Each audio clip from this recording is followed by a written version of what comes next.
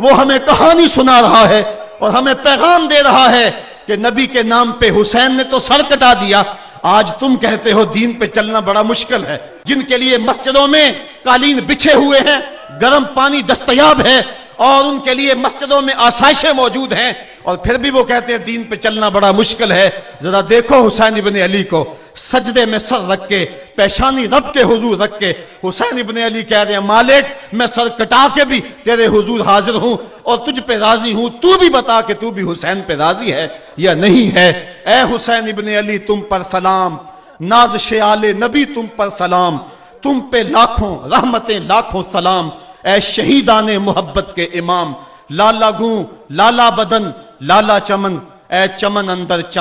चमन, जिंदगी ही जिंदगी तेरी हयात, ए हयात अंदर हयात, इफ्तिखारे मिल्लते बैजा है तू, रब्बे काबा की